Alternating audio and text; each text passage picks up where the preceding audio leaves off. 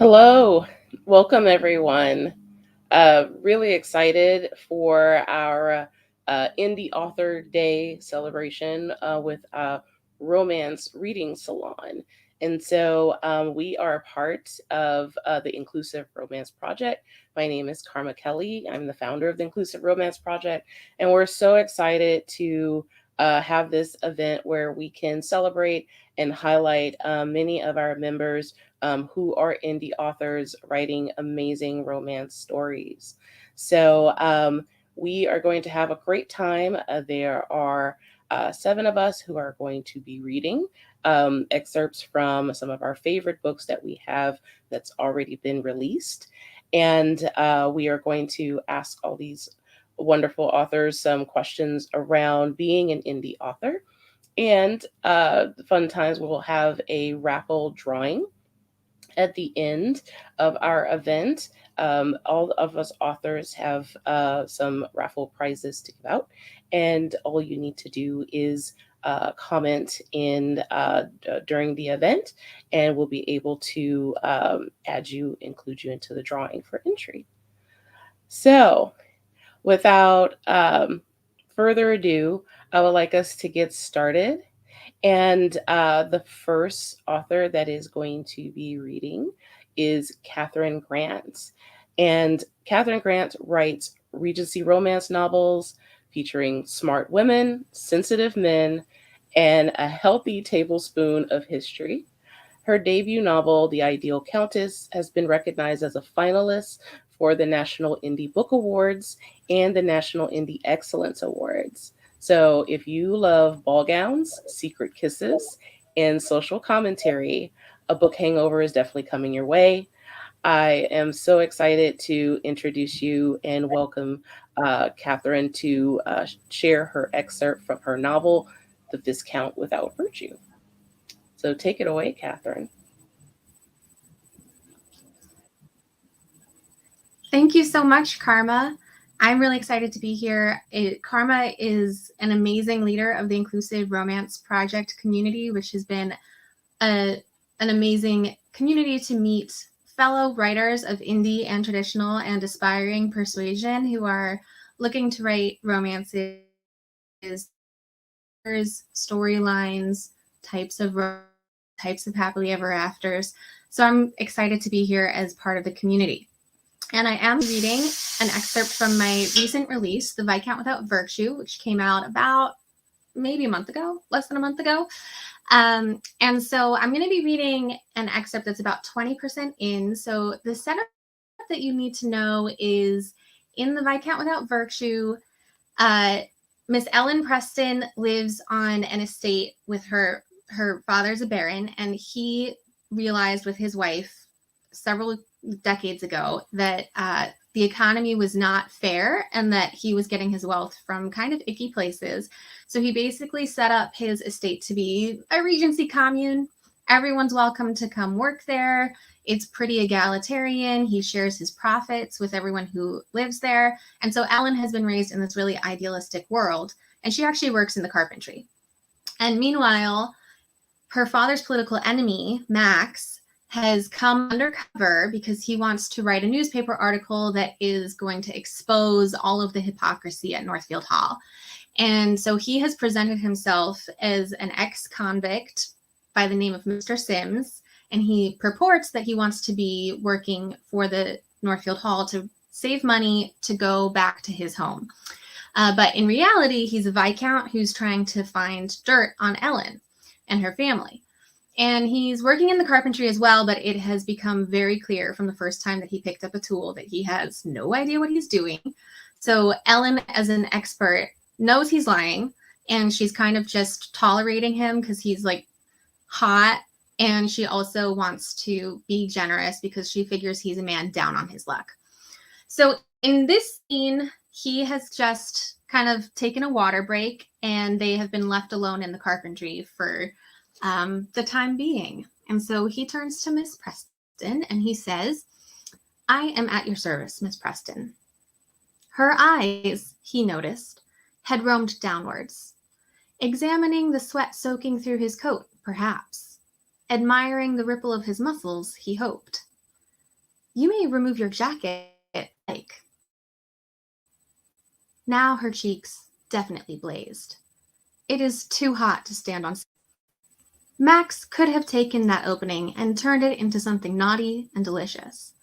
Invite her to strip her smock, or offer to remove as many clothes as she liked. He restrained himself to a mere eyebrow raise and shrugged out of his coat. Hung it on a peg beside Oz. He removed his necktie so that he wore only his waistcoat and shirt above his torso. Still too many clothes, but his skin breathed a little easier with fewer layers. Miss Preston pretended not to watch him. She stripped off her leather work gloves to take up the cup of water. Max noticed the strength in her fingers as they flashed through the air. In a ballroom, they would look mannish. In the workshop, they were competent. She drank the water in long, slow sips. Her eyes closed with pleasure. Her throat moved in greedy gulps. When she finished, her tongue darted out to lick a stray bit of water from her lips. Never had Max found a simple act so arousing. This time, when their eyes met, Miss Preston didn't blush. She held his gaze, an eyebrow tilted in a challenge. One Max recognized. He could kiss her, if he wanted to. Max retreated to the stool beside the work table. You did not join your father in London. No. Miss Preston turned her attention to lightly, as if there was no chemistry fizzling between them. She added, I am not interested in the marriage mart at the moment, and of course, there is no other reason for a woman such as myself to go to London. Of course. Max did wonder about her marriage prospects. Lord Preston carried enough of a reputation himself. His daughters would be limited to the Whigs who didn't mind a radical in the family. Max couldn't imagine any of his peers for Miss Preston if they discovered her interest in carpentry. They would take one look at the wood shavings clinging to her cuffs and leave the room. Their loss, of course. He wasn't sure he could imagine Miss Preston in an evening gown, much less recognize her in one, and be herself without a block of wood in her hand. There are the shutters to complete anyway, he continued. I've been meaning to ask, by the way, how you became such an expert joiner. Surely Lord and Lady Preston did not encourage such a hobby. I am useful to Northfield Hall. Papa has no objection to that. Miss Preston adjusted her her chisel against the wood. Martin Cho began his apprenticeship here a decade ago now, and he's like an older brother to me, so I followed him. Curiosity at first, I suppose, and then very quickly I found it much more interesting than anything in the schoolroom. Max had been curious about carpentry too. Only when his father had discovered him following the workers about, the Earl had set Max to twice as many as his tutors and lectured the groundsmen on letting the heir do common tasks. I have heard quite a few theories about you, Miss Preston said, chipping away at her chisel. Mrs. Cho thinks you are a common criminal who is too afraid to admit what felony you committed. Others speculate you are a spy here to uncover how Northfield is so profitable. My brother Nate is convinced you are a pirate who has followed a treasure map to our property. Pausing, she lifted an eyebrow at Matt. Nate has things to do with the sea, I'm afraid. He tried to project confidence, nonchalance even. Mr. Sims would not be alarmed by such accusations because he knew he had done nothing wrong. He was only an ex-criminal trying to earn enough money to return to Norwich. To which theory do you subscribe? Max heard how his tone didn't quite sound calm. There was a defensiveness in it.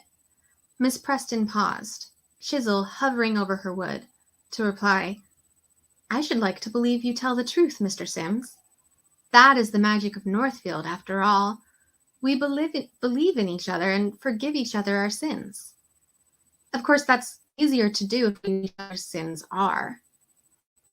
As if Max would confess his black heart to her, simply because she asked. He scoffed. Is that it? I thought the magic of Northfield Hall was money in everyone's greedy little palms. Now Miss Preston set down her tool altogether. I have agitated you. No, but she had. And since she had noticed, Max had to do something about it. Find some excuse for why her line of questioning upset him, without getting anywhere near the truth. I do believe you, Mr. Sims. There is nothing sinister in claiming to have some carpentry experience in order to get a job. I dare say I would lie too if wages in a scrape. I was only teasing when I mentioned everyone else's thinking. She was too good-hearted for him. Max hated to have her believe the best in him. One day she would discover the truth, that he had been lying to her this whole time, and he hated to think she was willingly blindfolding herself to the hints everyone else saw. At the very least, he didn't want her to feel a fool for flirting with him. You have not agitated me, Miss Preston, he reiterated. It is only that I do have something to confess to you, a transgression for which I hope you might forgive me. Oh. One word rippled between them. She swallowed. Her hands stilled in the midst of brushing shaving onto the floor. And she looked at him, in such a way that changed the temperature in the air. Again, Max knew. He could kiss her.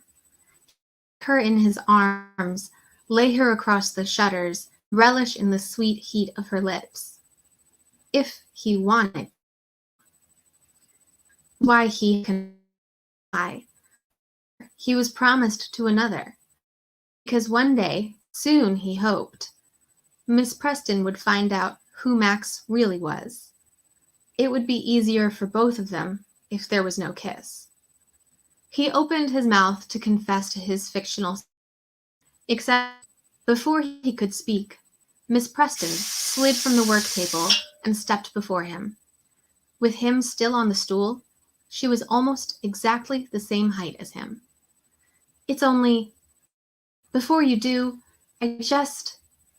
She grabbed him by the waistcoat, and, instead of finishing her sentence, she kissed him. Ellen came to her senses sooner rather than later, or maybe it was sooner, because she was already kissing him. A deep, messy kiss. Her fingers curled under the waistcoat. Her nose scraped against the stubble on his cheek. Her tongue tangled desperately with his. Precisely the kind of kiss she had been fantasizing about for the last week and a half. In the end, deciding to kiss him had been simple. He was about to tell her something she wouldn't like, something that would be hard to forgive. Before he did that, Ellen wanted to know what it would be like to sear her skin against his. It was better than she imagined. She had to remember to heave him away rather than let his hands creep up the back of her dress. There. We have gotten that out of the way.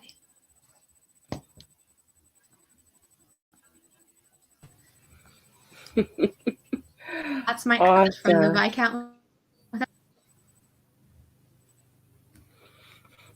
Fantastic. Thank you so much for reading, Catherine. To let everybody know, we'll make sure that we'll have a panel style Q&A after everyone's read, and we'll be able to ask Catherine and the rest of the authors here some questions. We are going to move on to the next author who's going to be reading, and that is the incomparable Melanie Green. Melanie Green lives in a cottage in a large city. Her sizzling contemporary romance feature characters whose lives have a funny way of throwing them for a loop, but they're always grounded by their progressive feminist found families. Melanie reads constantly, writes diligently, and goes on social media sporadically. Please welcome her to introduce and share an excerpt from her novel, Cappuccino for Callie. Welcome, Mel. Thank you. I really appreciate Inclusive Romance Project, and not just for the chance to put this reading salon on, although I'm very much enjoying celebrating Indie Author Day with you all. I'm going to be sharing from Cappuccino from Callie, as Karma said. This is the second book in a series I call Pier 3 Coffee. It's about three siblings who opened a coffee shop in the town of Surfside, California. They have a community that gathers for a weekly beach bonfire. Um, and there are shenanigans that ensue. This book features our oldest of the three siblings, Abraham, who is a grumpy kind of guy. And he is determined to be surly when his sister Alicia's best friend, Callie, moves in down the hall. Callie is an artist and she lost a lot of canvases during a fire and now needs to quickly paint more because of her uptime. She's got a solo gallery show upcoming. And right after she arrives in Surfside, Abraham encounters some of her friends bringing by replacement art supplies. And later that day, she is inspired to use him as a not quite eager live model. This is from the beginning of chapter 3. Right after she has asked him to pose. His face. She fought to contain her giggles, lest he furrow that brow even more deeply. Oh, come on. You're not working today, and you're back from whatever errand you were running. Caving, he said, tugging his backpack strap like that explained everything. She tilted her head. There was a guy in college, he lived down the hall from her and Alicia, who would go on and on about exploring the cave systems in the foothills. She'd always thought it was his excuse to hunt for magic mushrooms, but maybe there really were caves to explore around Surfside. Or maybe Abraham had been off eating mushrooms. Either way, he was here now, and now is when she needed a model. Come on, I ran into your brother earlier. He said you weren't busy. I'm not going to steal your soul. I just want you to sit there and stare out the window for a bit. She was not defining how long a bit was. She had the feeling that if she gave him an estimate, he would set a countdown timer. Still, he wasn't complying. Abraham, it's not exactly difficult. You literally will be sitting down. I can even change the music if you like. Music's fine, he grunted. She stifled her laugh at hearing somebody actually grunt words. This grumpy, taciturn thing of his was too adorable. Maybe somebody else would rethink playing with him like she was. But after decades of working with live models, Callie found they fell into line better for her if she was lighthearted and didn't treat sitting like it was some huge, serious thing. She deliberately ignored him for a minute, lining up the beauteous new Rosemary and Company brushes Sophia had gifted her, and squeezing out the oils she needed on the flimsy plastic palette Amity had handed over with a shrug. She'd apologized for not having better stuff she could contribute to the surprise art and pantry supply party they'd thrown her that morning. Callie wasn't complaining. Even though the palette was, objectively, a piece of beginner-level crap, Amity and them had shown up all super complimentary, sympathetic, and generous with both praise and possessions. Sophia had hugged her and said everyone at the art department was excited she was in town again, and she'd love to have Callie give a guest lecture when she had her exhibition under control. Considering how much Sophia had pulled out of the art department's summer storage to loan her, Callie should probably take that request seriously. Later. For now, she needed pieces, and she needed them fast. Wolfgang Lewis had already printed up promo for her show using one of her large form figurative paintings, one that, fortunately, she'd stashed at her parents' place after she took it up to Berkeley so her favorite photographer could capture it. She needed to recreate that feel so he could continue to build publicity around for her. Not facsimiles, he'd messaged her, but that same vibe. We can use the story of the fire and images of the lost pieces from your website and social media to create buzz. Because that's what having her whole goddamn stack of canvases curdle into the most appalling smelling char was. A chance to build buzz. Whatever. Callie was a goddamn genius. It was going to be work, and it was going to take ridiculous hours, but she had the discipline and she had the talent. She just needed Alicia's brother to plop his ass down in that chair so she could get on with it. What are you waiting for? I He shut his mouth without getting any further with that answer and jutted his chin. She lunged forward and snatched the sleeve of his shirt, tugging him towards the chair. If you really had a problem, you'd have left by now. You didn't, so that means you can do this. She slipped the backpack off his shoulder and remembered to set it down instead of dropping it, lest she crush his stash of hallucinogenic fungi or whatever he had packed in there. She noticed his water bottles were empty, so she took one to refill it while she went to retrieve the cleaning rag and a mug for solvent from the kitchen. Abraham was examining her easel and setup, but as she approached, he moved to his chair, finally sat. She considered and rejected the idea of patting his shoulder in praise. Here you go. Oh, and take your shirt off. Abraham half rose, but she didn't back away from him, so he sank back down into his sliver of personal space. What? Your shirt? The whole point is for you to sit in this window so your torso is half lit and half shadowed. Don't worry, it's not creepy. I'm not oiling up your chest or stripping off your pants. His hand moved protectively over his fly. He quickly jerked it away, scratching at his chest instead. Okay. He did that grumpy throat clearing thing again. You don't have to tell anyone you posed if you're shy about being represented, even though you should be super honored to be featured in a Kali Hamasaki original. I think people might just figure out the painting of the one-armed man is of me. Amusing how being irked and suspicious got him to finally utter several words in a row. She scoffed. I'm not painting your limbs, just your torso. Torso, neck, head. It's all about composition, the balance between fleeting and eternal beauty. Didn't you see any of my studies? I know Alicia values me for my stellar friendship and not for me being the phenomenal talent that I am, but surely she showed you my site before? He wasn't stripping off, so she figured he wasn't yet convinced. Come on, sun's burning. Abraham plucked at the neck of his tee. I've been caving. Yeah? So now I stink. Oh, you stink. Oh, dearie me. She stepped back. Dude, I'll be nose deep in oil paints and supposedly odorless solvent. I'm not going to collapse from the pure virility of your unfettered manly musk.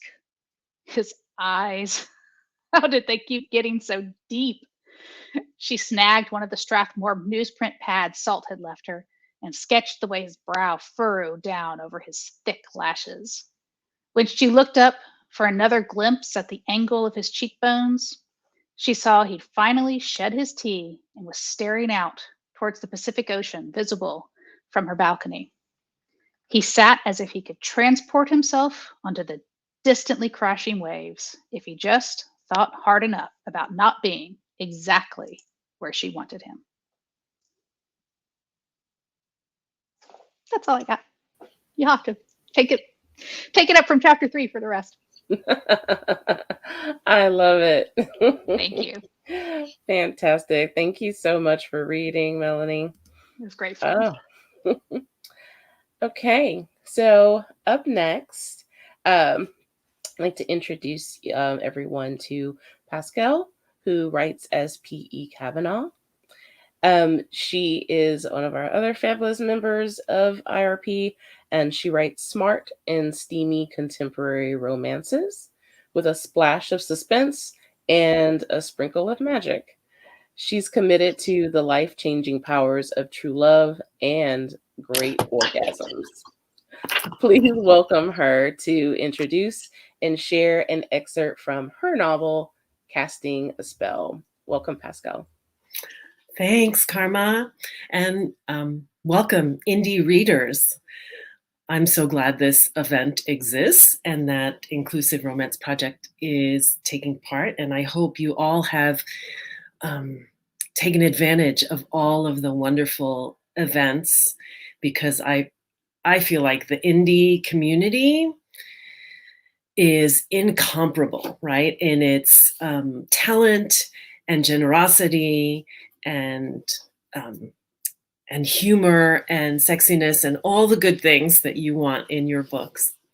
So as Karma mentioned, I'm going to be reading from Casting a Spell, which is the first book of a new series called the Zodiac Magic series, which centers on a magical family that, after centuries of being persecuted and fleeing across the globe, they have settled in Seattle, of all cities. It's set in the modern day world, except that a couple things are different. So magic is generally recognized, right?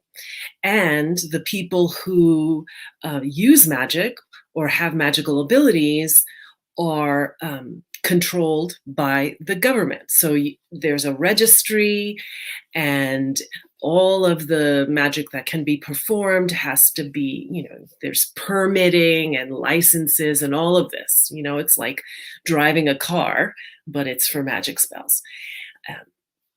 So our heroine, Libra Verdi, is the firstborn of her generation and the most powerful, sort of by definition.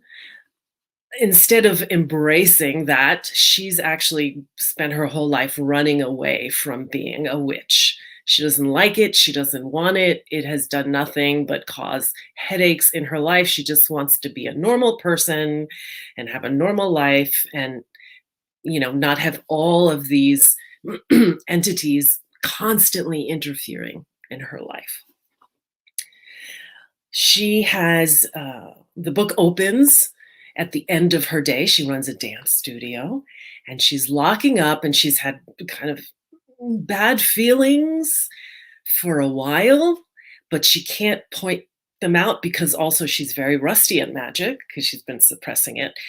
And so she has this intuition that is really muddy and unclear, but something is bothering her, something is pressing on her, and she finds out what it is.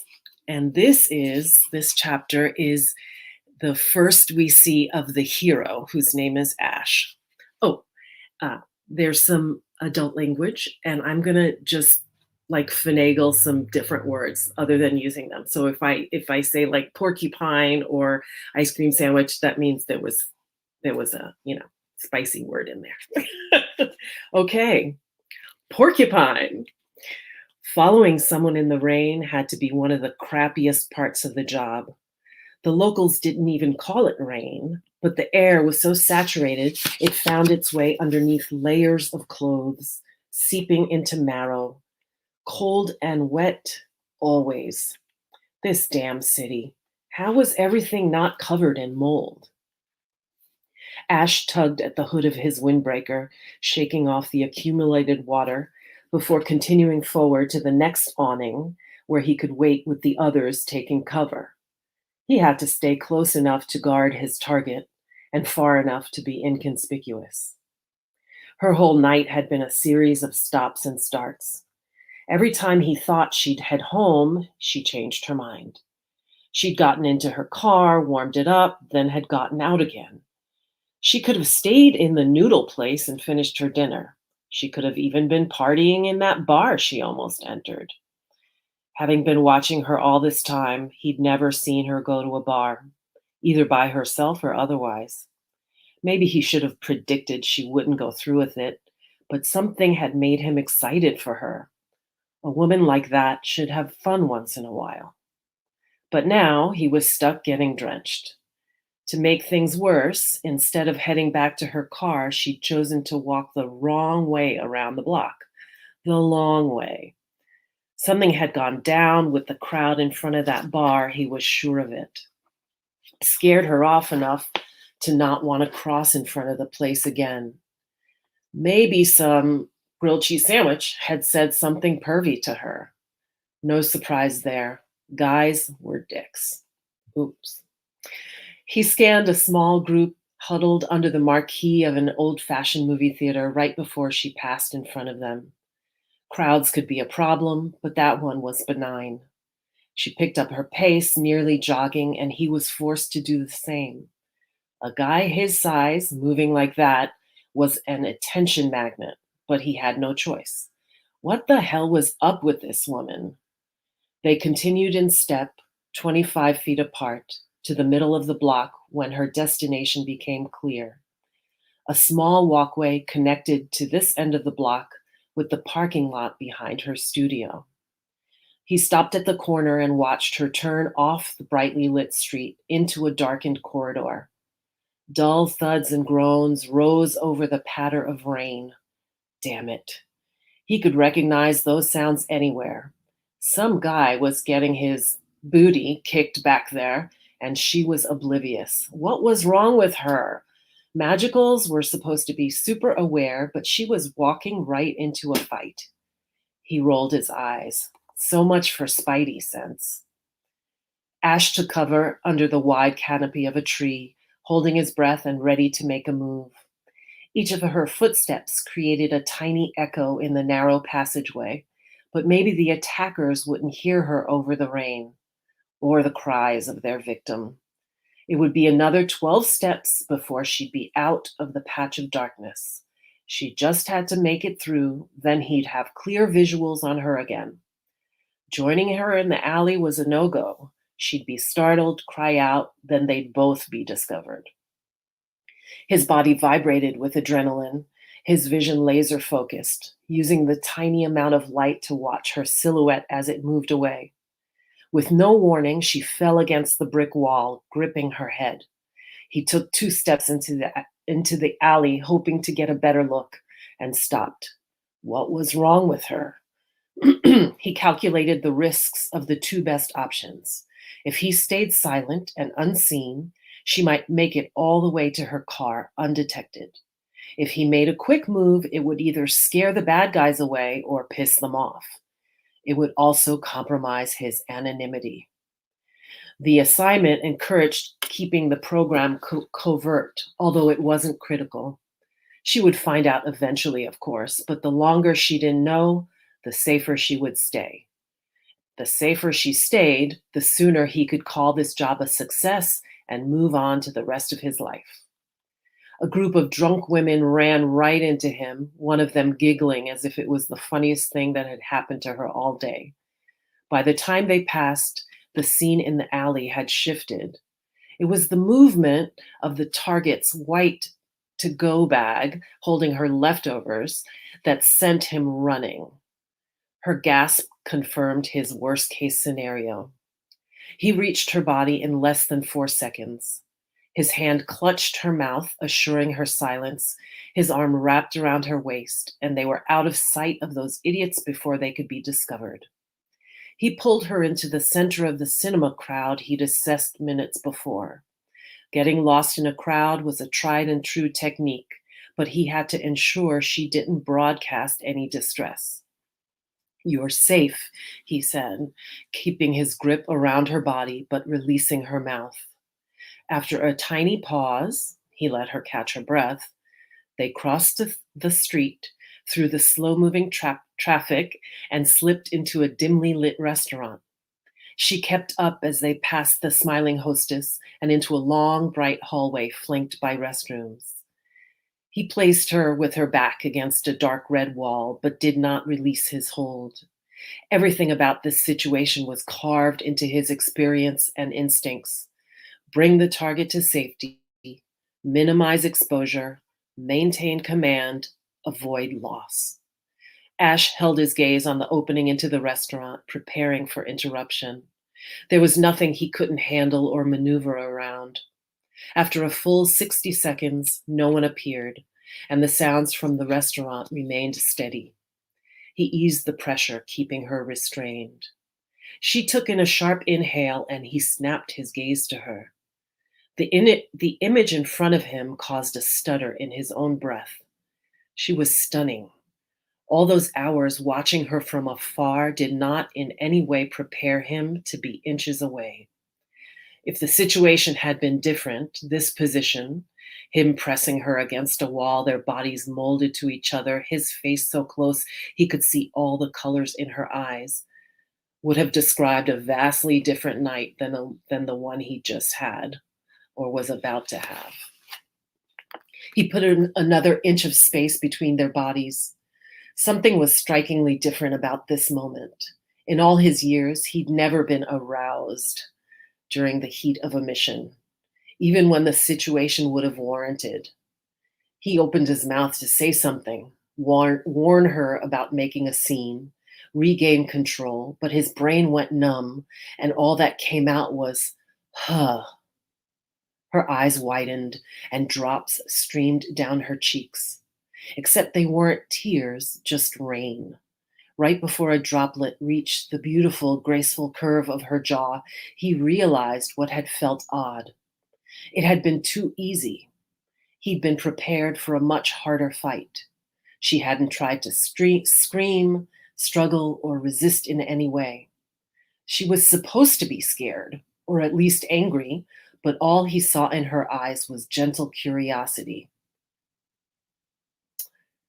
Sandbox. His hands flew off her as if she had become electrified. He stared down at his palms, expecting to see markings or burns or something, but they looked normal, felt normal. He glared at her, furious with himself. He should have known better. Nothing about what had just happened was normal. She must have gotten into his mind when his hands were on her. That explained everything. Her acquiescence, his attraction, all of it. She wasn't frightened. She sensed he wasn't a threat. Maybe she'd even cast some freaky spell. He knew all about her powers. It had been in her surprisingly thick file, all of which he'd committed to memory. Perhaps he'd expected to see more of her well-documented anger issues. Instead, he'd gotten to witness her creepy magic. He should have been more careful, protected himself in some way. Finagle if he knew what these magicals were capable of. Ash took one more step back, bumping into the wall behind him. She straightened herself and ran a finger across her cheek, which bore 4 red spots from his fingers. Maybe he'd been too forceful with her, expecting more weight, more fight, more danger. She dragged her eyes along the length of his body, then tipped her head. Who are you? Of all the things she could have asked, Ash worked his jaw, the possible answers battling in his head. At this point, there was no presumption of anonymity. You can call me Ash. That sounded unnecessarily elusive, but oh well. What are you doing? She asked. As unexpected as the question was, it contained absolutely no malice, not in her voice, her body language, or the expression on her beguiling face, almost as if she was talking to one of her kids about their day. He looked away. What was with this woman? Where was her survival instinct and self-protection? He sure hoped she didn't think being a magical made her immune to the world's evils. His presence should have been enough to disprove that little sprinkle of fantasy.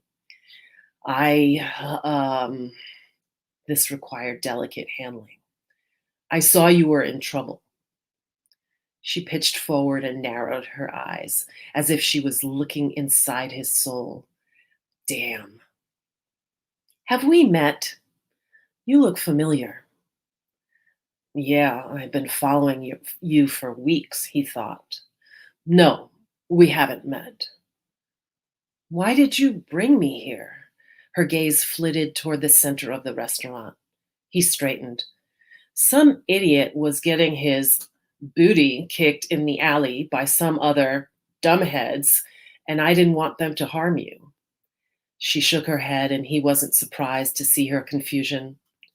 You know who I am, which means you should know I don't need your protection. Magicals are in danger. I work for an agency assigned to protect them. It came out before he could stop it. Not what he should have said. She scoffed. No, you don't. The guy getting beaten was a witch, and you didn't do a damn thing to help him. I know you're lying, but since you've only been helpful to me, I'll let it pass. She'll let it pass? Who did she think was in charge? She rubbed her cheek again, which filled him with shame. He never felt shame. WTF. Hey, sorry if I was a little rough. I was just trying to get you out of there as fast as possible. She nodded. I understand. He braced himself for the next awkward question. Instead, she turned toward the entrance of the restaurant and walked away. He scrambled after her. Wait! She stopped, but didn't turn to face him.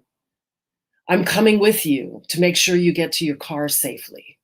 She pivoted toward him so slowly it felt like he'd entered a movie in slow motion. As I already told you, she said with the tone of voice that reminded him of every crappy teacher he'd ever had. Since you know who I am, you also must know I can defend myself. Her eyes swept along his whole body again. Against anyone. He could have argued, explained to her he was being paid a king's ransom to keep her safe, that the bad guys weren't playing fair. Yes, I know. I'm going to follow you anyway. Her eyelids fluttered in disgust before she turned her back to him and walked out into the rain. Ash kept his distance during the short walk to her car, alert as ever for another threat. It was almost exciting that something was actually happening after all these weeks of nothing. Still, the target was being hunted by some real lunatics, and the whole operation had almost been blown by some thugs in an alley beating a down on his luck magical. Even the new rash of laws making violence against magicals hate crimes with the strictest punishments hadn't stopped the punks. People were idiots. It didn't take half a brain to know if you left magicals alone, they'd leave you alone. No need to poke the bear. Oh well, dimwits were the reason he stayed gainfully employed, and after this one last job, gainfully unemployed. Libra gave him one more hard look before stepping into her car, reminding him how much the operation had changed in those few moments. 25 days undercover, and now all was out in the open. At least some of it was out in the open. She smiled. If he hadn't known better, and he had, he would have mistaken it for some kind of flirty smirk. Thank you, Ash, she said so softly he wasn't sure if he was hearing her words or reading her lips. Those lips, glistening with rain. Have a good night, and be safe. The slamming of her car door reminded him he hadn't been breathing. His nerves scrambled for composure. Had she really just told him to be safe? That's what he was supposed to be telling her. He wiped away the water running down his forehead. Maybe she'd done something to him, some hocus-pocus mind zap. He'd have to take another look at her file, at the magic on her registry listing. Mind reading wasn't on there, he was sure of it, but maybe something else happened. Some brew of abracadabra bull dookie had made him feel stuff he really should not have been feeling. You too, Ms. Verdi, he said, knowing she couldn't hear him from inside her car. At the mention of her name, she jerked toward the window, an unmistakable flash of fear crossing her eyes. For the first time that night, he'd elicited a reaction from the curiously composed and bewitching woman. It stole his breath. There we are, peoples. You gotta read it to find out what happens more. Fantastic.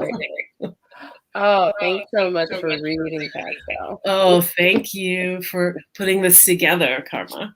Excellent. All right, so let's move on to our next author that is going to be coming on the deck. So I'd like to introduce everyone to Tara Kennedy. Tara Kennedy is a lifelong Washingtonian, and yes, they do exist. By day, she wrangles data, and by night, she writes tales of teens and adults smooching and trying to forge their way in this world. Tara also knits, beads, watches TV, and drinks lots and lots of tea. Please lend your ears as she reads from her novel, Repeated Burn. Welcome, Tara. Thank you so much, Kara. And as others have said, it's such a great honor to be here. I'm so grateful to the Inclusive Romance Project, both the writing and the reading community parts of it. It's November, and so I am nanoing like a lot of people, and it's nice when you're mid-draft on something to have a chance to talk about something that is already done and exists in the world. I'm reading from Repeated Burn, which is the first in a spinoff series. Raven and Marcus meet in unusual circumstances because his messy younger sister got dumped by Raven's ex. So she showed up unexpectedly in his office to dump his sister off, and then he showed up at her coffee shop, and here they are. "Oh, Raven, your friend left this." Kyle handed her a business card. Raven took it suspiciously. Marcus George was the team leader for corporate hospitality for Camden Hotels. Raven's chest tightened. Raven did not really understand hotel chain hierarchy. She had been focused enough on Sienna that she had not paid much attention to the hotel or to Marcus's glass-doored office. But crap. Why couldn't he just be their accountant or something? Their accountant with very good taste in suits? Underneath the printed contact info, he had drawn a smiley face and an arrow. She flipped the card over and it said, "Hey, let's meet somewhere neither of us has to be working." And there was a number. Raven did not want to date anyone, regardless of their suits or their attractive wrists. But crap. Now she felt like she should at least call to apologize for barging into his office twice. Okay. It hadn't been entirely her fault, but still, she couldn't believe she had overstepped so much. She couldn't believe he hadn't called security on her. So yeah, meeting somewhere neither of them worked was a good plan. Just once, of course, because Raven didn't date. Marcus was smiling too much that evening. The hostess had sat him down at the table and backed away quickly. He had set his watch alarm that morning for what he, even 2 weeks ago, would have considered an ungodly time. Sharing a bathroom with your sister who needed 2 hours to get ready meant beggars had to make choices. He'd gotten showered and dressed and snuck out of the apartment in time to go a few metro stops out of his way to the Purple Hazelnut coffee shop and bakery. Seeing the morning rush, he had realized his error. Any self-respecting coffee shop, and Purple Hazelnut seemed to be doing okay on that front, would be jam-packed first thing in the morning. Raven worked one of the registers herself, which he respected. Managers who didn't jump in when things were busy one way or another were often the worst to work for. So he had ordered coffee, lingered to finish it before getting back on Metro, and learned a few important things. Raven was friendly, professional, and swift. The other cashier was the same, so clearly well-trained.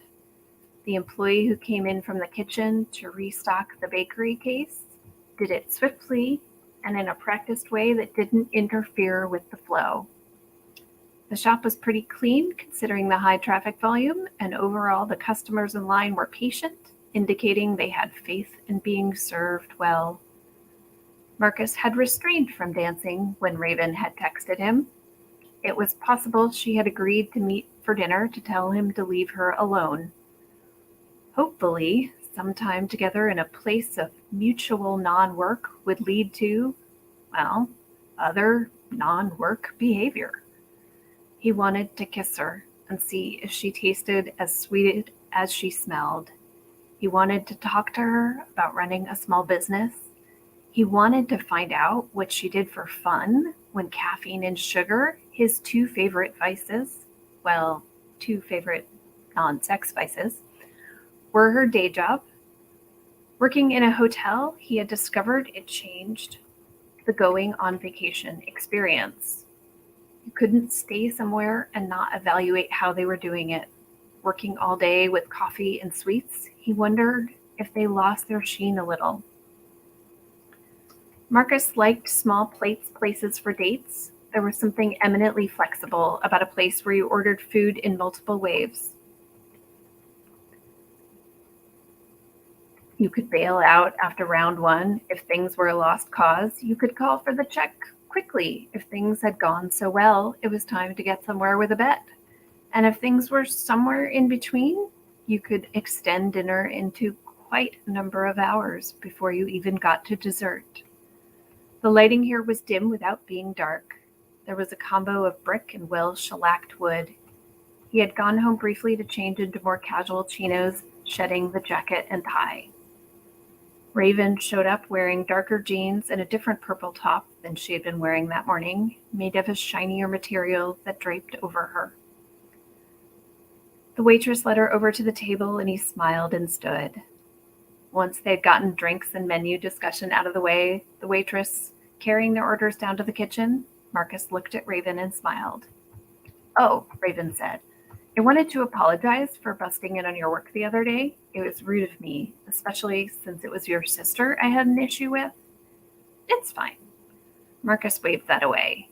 Yes, it was frowned upon for non-employees to be back there, but he didn't want Raven here out of any sense of obligation or scale balancing. He wanted to find out about her. "I showed up at your shop too." "Yes," Raven said. "Well, the thing about coffee shops is our whole design is for people to show up." "Hotels too," Marcus smiled. "Yeah, well, if you had barged into my kitchen, I'd have yelled at you. So thanks." "How long has your place been open?" 2 years. Marcus did the math. His sister had been dating Russell with an L for a little over 2 years, which meant there had been some overlap. He was going to hope his sister hadn't known about Russell's other girlfriend. Sienna was often thoughtless, but not intentionally harmful. But thinking about one's sister on a date was a terrible idea, so he was going to stop worrying about that. Raven had originally figured she'd show up, apologize, eat enough food to be polite, and go. But the food was good. They talked a little shop, moved on to favorite movies, and were now talking sports. And she still felt a little warmer every time he moved or took a sip of water. But words. He was also saying words. "Baseball is poetic," Marcus said. "Hockey is just banging." Raven sidestepped the obvious chance for innuendo there because it was so ridiculous. "Hockey is just as poetic," she said, "and don't even try to tell me that a sport with a bat doesn't have banging." "The bat gets used on the ball," Marcus said, "not on the players." "You can't use the hockey stick on the players," Raven said. "Technically, hockey moves. Anyone can score at any moment. There's no moments where everyone has time to stand around and fiddle with their hat." Raven figured commercial breaks didn't count. "Higher pace just makes you think more things are happening," Marcus said. "Something is always happening in baseball, even when they are adjusting their hats. But here's what we do." He leaned in closer across the table, and Raven was torn between leaning closer to meet him or pulling away where it was safer. "We should go to a game," he said. Raven did pull back. "So you can teach me baseball?" "Pass. I understand the game. It's just not for me. I'd rather go to basketball, and I don't care about basketball." "Who could hate basketball?" Marcus asked. "Okay." He shook his head. "Not the point. But have you been to a game live? A baseball game, that is?" "No," Raven said. "I can eat crappy food outside in the sun all by myself." He leaned ever closer, and Raven felt like there were magnets in her skin, pulling her towards him. "Is it still hockey season?" he asked. Raven rolled her eyes, but smiled, because, okay, fine. She certainly didn't keep track of sports seasons for sports she didn't watch. "Yes." "So let's go," Marcus said. "Let's go, and you can show me how awesome it is." "All right. But you, Mr. Poetry, are buying the tickets." Raven didn't have time to date. She still had to figure out things like rent. But if Marcus bought tickets, then sure, she could probably stand hanging out with him again. And maybe, while rash decisions were being made, she could have him for dessert tonight, too. Nice way to wrap that one up. Oh, I love the banter in that, Tara. I love writing dialogue. It is like my most favorite thing. Awesome. Thank you so much for reading and sharing your work. Thank you. All right. So we are going to move to our next author. It's going to be coming on deck. Her name is Lara Herrera. And Lara loves love, which a lot of us do. From books, music, and film, she loves to get swept up in emotions, both good and bad, and gripping stories. When she's not busy writing about strong women getting their happily ever afters, the single mom is lavishing love on her son and their two ridiculously pampered cats. Please welcome her as she reads an excerpt from her novel, Godmother Gone Wild.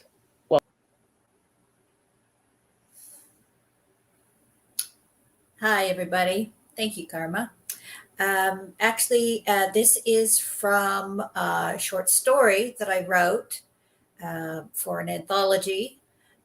Wanted to give a spin on godmothers, backstories. And I thought, you know what? Let's try something different for all those wonderful godmothers out there. So this is the beginning, the opening scene for Godmother Gone Wild. Catherine stepped off the shuttle bus into the tropical island heat. Warmth blanketed her skin like the comfortable embrace of an old friend. The scent of jasmine with the hint of honeysuckle drifted in the light breeze. She took in the sandstone building from behind her sunglasses. It was smaller than she'd expected. The soft cream color blended artlessly with the lush and vibrant nature of the island. She released a quiet sigh. Of all the places in the world to endure a forced vacation, this was a pretty good choice. The lobby of the hotel was equally impressive, from the cool marble tiles underfoot to the muted tones of the walls and furniture around her. Catherine noted that everyone around her, including the staff, looked pleased to be at the resort. She stood in line for check-in, grumbling to herself. Imagine being forced to take time off because she was so good at her job. It wasn't her fault that so many people needed a happily ever after, and that she was able to deliver. She should be given accolades, or, at the very least, they should finally approve the standing desk she'd submitted a requisition for 3 months ago. But no. Instead, management, or manglement, as she liked to refer to them, had banished her from the offices to prevent employee burnout. Her stomach churned as she remembered feeling helpless as her protestations failed to move them. If that hadn't been bad enough, she had no idea how she was supposed to refrain from using her magic. The nerve of some people. The line moved forward, slowly and steadily, until only a raven-haired woman remained ahead of her. Catherine contemplated her avenues of recourse upon her return as the young woman and clerk exchanged pleasantries. Quitting was out of the question. Where else would she find such a good benefits package? There was always talk of a company like Personal Jesus looking for talent, but she'd never survive the tedium of a call center. No, that can't be right, the young lady cried, pulling Catherine's attention from her thoughts. I'm sorry, the handsome desk clerk spoke regretfully. Due to a server error, your reservation seems to have been lost. But I have the confirmation right here. Catherine's blood hummed, and she stepped forward before the call to help became uncomfortable. Are you okay, love? The clerk and the young woman turned to her, and she watched them take in her appearance. They saw a middle-aged woman with laugh lines around her eyes and streaks of gray in her dark brown hair. Thanks to eating healthy, taking long walks, and ensuring she got plenty of restful sleep, take that, Manglement, she was always being complimented by her coworkers. She looked much younger than her 3.5 centuries. Throw in a warm, friendly smile, and people couldn't help but relax in her presence. She placed a gentle hand on the younger woman's forearm, sending out a pulse of calmness to her, then turned to the clerk. My name is Catherine. What seems to be the problem here? We had a power issue that affected our servers, the clerk explained. It seems that it happened just as this woman was making her reservation, and during the reboot, the young man mimed puffs of disappearing magic clouds. Poof. It was more information than professional, but people tended to overshare when Catherine was around. The extra tidbits helped her sort out their wishes more easily, which made her excel at her job. She turned back to the distraught woman beside her. May I see that? She held out a hand for the piece of paper held in a trembling hand. The young woman's blood-red lips pressed together to hold back the tears swimming in her sapphire blue eyes, but she nodded and handed over the paper. Catherine scanned the document, then looked up at the pale young woman. What do you want? She infused her voice with a hint of compulsion. I want to be happy. The woman blinked and continued to explain. I've been saving for this trip for 5 years. When I read the resort was having a sale, I thought it was a sign that I was meant to come now. I don't even need a big room. I just wanted to relax and take a break from always working, you know? She didn't, but Catherine couldn't very well say that, or admit that she was here at the same resort under duress. She looked into the woman's eyes until she could see the intent behind her words. They and her heart were as pure as fresh fallen snow. Catherine leaned her arm on the desk's marble countertop, shifting it slowly until her elbow connected with the computer monitor. Is the resort completely booked? She asked the clerk. Well, no, he admitted.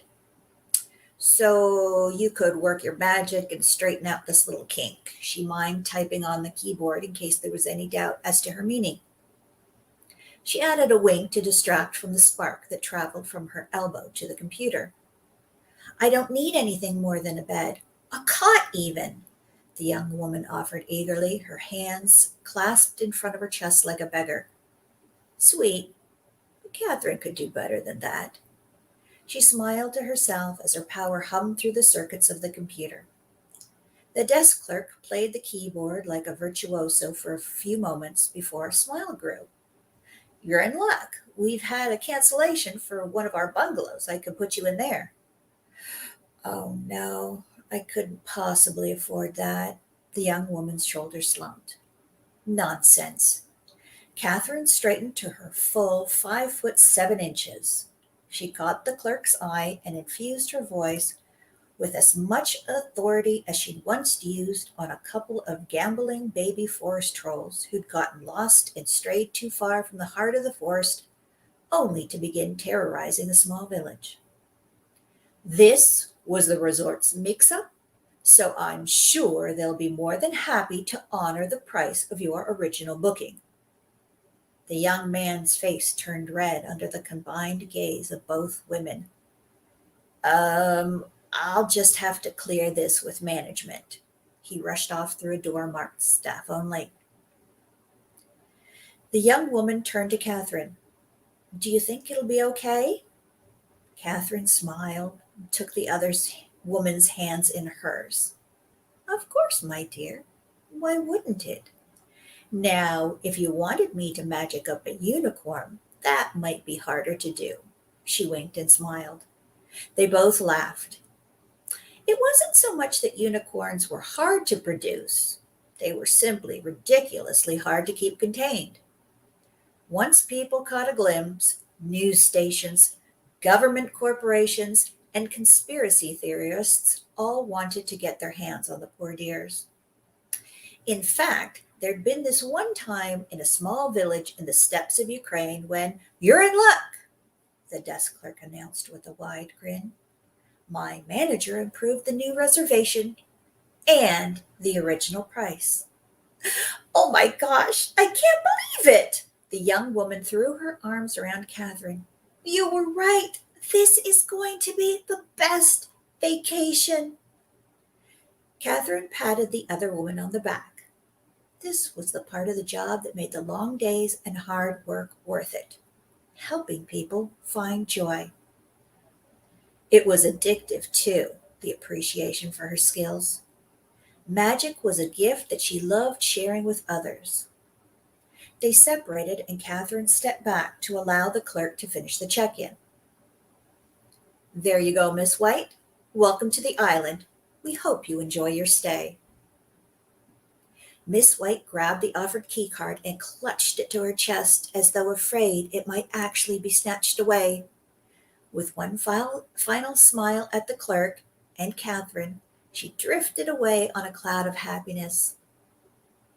Catherine stepped forward again and went through the motions of check-in with only half of her attention.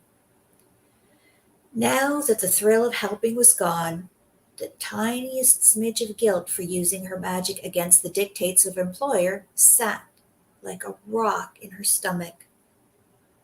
No one would know about the small transgression, since she didn't have to report to anyone, and it wasn't like they were tracking her, but she couldn't get rid of the tiny niggle of discomfort. Although, has a vacation really started if you're not checked in yet? A wicked smile pulled at her mouth.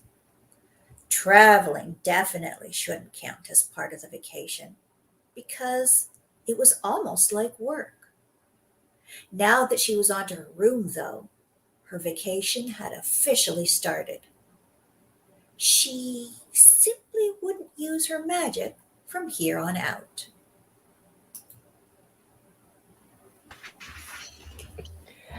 Fantastic. Oh, that is excellent. Thanks so much, Lara, for reading from that. Thank you, Karma. Fantastic. Next up, we have another IRPer who is going to be joining us, and her name is Jen Tren. Jen has been my friend and my confidant and our kind of interim IT person for Inclusive Romance Project. And so I'm so excited to have her on board, and she'll be reading. Jen writes funny, heartfelt contemporary romances with diverse Asian American characters. Her debut novel, Crushing on You, was a finalist in 2 categories of the 2020 NJRW Golden Leaf Contest and will be released in audiobook format on November 16th. Can't wait for that. She lives in Silicon Valley, where she soaks up the sun and photosynthesizes to power her writing. Or maybe it's just all the coffee. Please welcome her to read from her book, Take Me. Thanks so much, Karma. And I apologize because I have a cold right now, so I may sound a little bit congested / may have to take a sneeze break here and there, but hopefully you can hear me okay. We'll get through it. So Take Me is a little bit unconventional in that there is ethical non-monogamy in the book. So there are 2 main characters that I write from different perspectives. There's Cassie and there's Tom. And Cassie, both of them work together. Cassie's married to someone else. Tom has been in love with her forever. So this is from chapter 5. And we're actually in Cassie's perspective at this point. They are together at a work retreat. And so, yeah, they're all hanging out in a hot tub essentially. So after using the restroom, I went upstairs to grab my phone and texted Michael. "How was your day? Miss you." He called me back on my way down the stairs. I swiped to accept. Hey! I rewrapped the towel closer around me, holding the phone up to my ear with my shoulder. Hey, how's the retreat going? Good, productive. I slipped into the gym and summarized the decisions that we'd made so far, but trailed off when Michael's responses became monosyllabic. He was in tech too. He'd probably heard enough shop talk for today. I've also been trying to set Emily up with Tom. Oh, yeah? You're still trying to help him? Yeah, I promised that I'd set him up on a few dates, remember? Right. And how's that going? Emily and Tom? On the surface, they don't have much in common, but they've worked together and respect each other, so I think something could happen. And they're both tall and live in New York City. Even I knew that was flimsy reasoning. Though I worry that Tom needs someone more understanding, maybe a little bit more outgoing, someone who can bring him out of his shell. He paused. You mean someone like you? Yes, exactly. Someone like me, I said dryly, although my stomach tightened. I'm not that outgoing, Michael laughed. Understatement of the year. What? I'm not. You're way more outgoing than I am. Who was it who dragged us to events every weekend? Anyway, Emily says he's not her type, but I think she can learn to like him. I see. In the background, Frankie barked once, twice. You seem awfully invested in his love life. I told you, I promised, and he's a good guy. It makes me sad to see him so alone. Frankie, no. Michael's muffled voice coaxed Frankie to stop barking. Then, do you like him or something? My stomach coiled tighter. No, he's my coworker, and you're my husband. Yeah, but you do talk about him a lot. Okay. Are you implying something? What's with the questions? No, no, I'm not implying anything. I trust you. You trust me? What, not to cheat on you? Michael, no, I know. You'd never do that. I meant that I trust what you're saying. He sucked in a breath. Sorry, that was a dumb question. Forget that I asked. Then why did you? I'd worked with Tom for years, so of course I talked about him, but Michael had never made a fuss about it before. The hand holding my towel clothes began to cramp. Okay, well, I just wanted to check in with you and see how things were at home. Yeah, we're good here. Frankie and I are holding down the fort. Okay, that's good. Even with the heating on in the house, my damp skin began to break out in goosebumps. Then I guess I'll go. My coworkers are all hanging out still. All right. Good night, Cass. Love you. Love you too. We disconnected, and I made my way back outside. What was that about? But when I returned to the tub, only Tom and Emily were left. Oh, there you are, said Emily. Where'd everyone go? Tom leaned his head back against the edge of the tub. Prisha was tired. Rich went to call his boyfriend, and Chad went to the bathroom and never came back. And I was about to go to bed too. I'm still jet lagged. Emily stepped out of the hot tub and hurriedly wrapped a towel around her shoulders. Good night, you two, she yawned. Good night, we both echoed. I stood at the edge of the tub, the cold closing in and forcing a decision. Stay or go? What happened? I shivered. What do you mean? Tom's face, as usual, was blank. You look upset. Oh. The steamy water was too tempting, and I was still wide awake. I wrapped my phone in my towel to prevent it from getting wet, sank into the hot water, and reclaimed my glass of wine. Just relax. I'm fine. Tom stared at me, silent, waiting. I sighed. Michael and I just had a weird conversation, that's all. About what? You? Cheating? Nothing. He frowned. The concept of nothing? I leveled a look at him. No, who talks about the concept of nothing? Nihilists? I chuckled. We're not nihilists. I just don't feel like talking about it. He leaned back again and stretched his legs, resting his feet near my thigh. I would never cheat on Michael, period. And with Tom? What? Maybe Tom and I flirted a little, but if we actually had a chance to date, it wouldn't go anywhere. He was too Tom-like. But what had been up with Michael's questions? I gently kicked my feet under the water, rippling the aquamarine. It's funny how, no matter how long you know someone, they can still keep you guessing. That's a good thing, though, isn't it? Wouldn't you get bored if you knew someone so well that they cease to surprise you? I guess so. But there are fun surprises and not so fun surprises. I sipped my wine. And the flip side of that is, no matter how consistent your past behavior has been, sometimes people still doubt you. He stared at my feet, pensively stroking his sharp chin. Well, people are very good at lying, including to themselves. I put down my empty wine glass and hugged my knees under the water. It sounds like you've got a story there. His brow furrowed as he adjusted his glasses. My college girlfriend was the sweetest person, very friendly and affectionate. I was even more of a nerd then than I am now, and yet she was the one who hit on me first. He blinked down at his open palms. But after a few happy months, I found out that she was cheating on me. It was totally unexpected. Poor Tom. My chest flooded with sympathy. That's awful. Right. But I forgave her because I was convinced that she really did love me, and I loved her back. So we tried again. But then it happened again and again, and I kept believing that she really loved me because I wanted to believe it. In retrospect, she was just stringing me along. He folded his arms over his chest. I think she liked having power over me or seeing how far I would go for her. Something along those lines. Oh no, I'm so sorry. This was why I wanted him to find love. He deserved true happiness with someone who would treat him right. Like you? I brushed the thought aside. He shrugged and reached across the tub, picking out a leaf that had fallen into the water. It was a good lesson. What lesson? That the only person you can really control is yourself. He picked up another leaf and turned to flick it towards the bushes, providing me with a view of his back.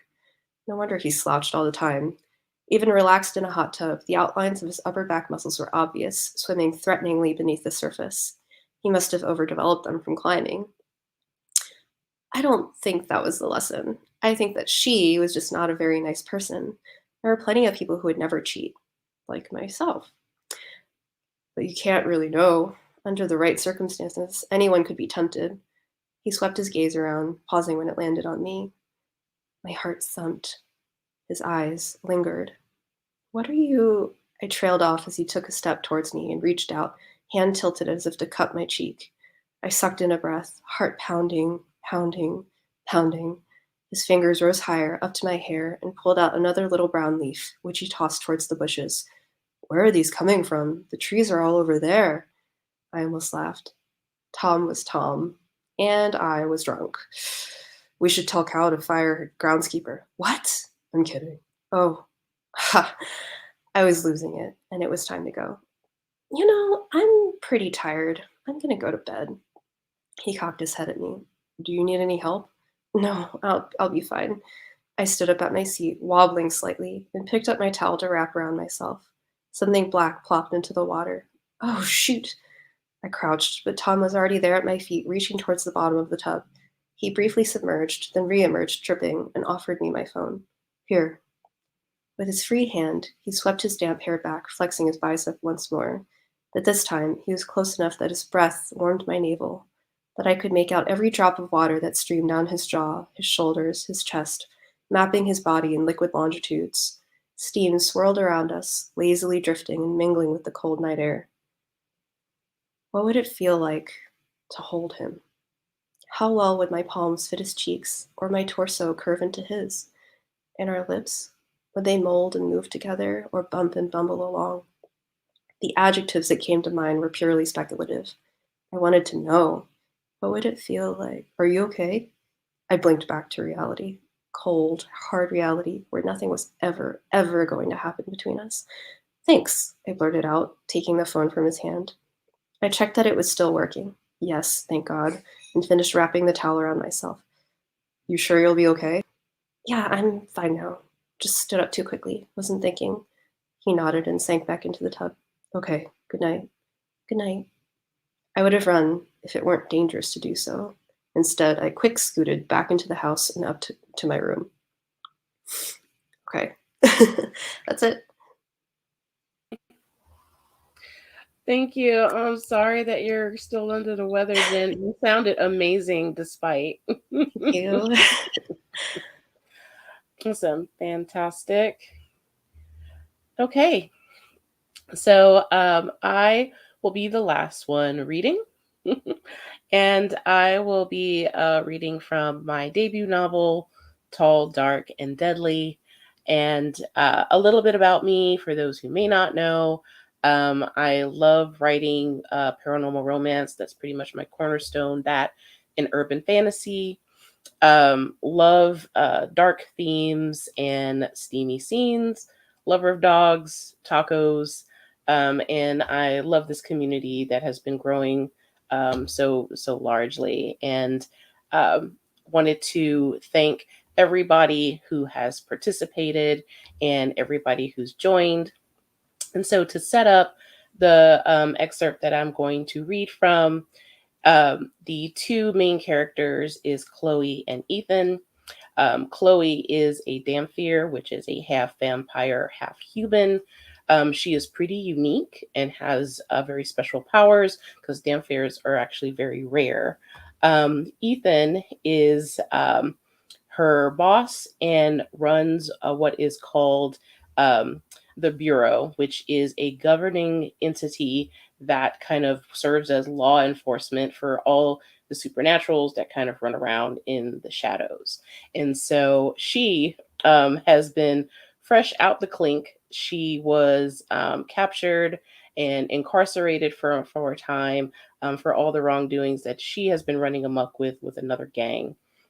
And so part of her work release is going back out there and using her skills to actually put supernatural ne'er do wells and criminals away. And so for this scene, there's always a lot of push and pull banter between Ethan, who is very straight laced, very quiet and reserved, and he's actually very mysterious. A lot of people don't know a whole lot about him. They just know that he's very old, and then he has like very vampiric tendencies. For Chloe, she's fascinated by it. He actually gets a lot of frustration from her, as she has always been this gung ho character that's kind of like a loose cannon. So he's always kind of, watching her, just making sure that she's not getting into too much trouble. Unfortunately, in this scene is when she does get into some trouble, and he had come to her rescue to find her, and she is actually healing. He actually takes her to his home, which he has never done before. No one ever knows where he lives. But this is the scene picks up as she awakens and find herself healing at his apartment.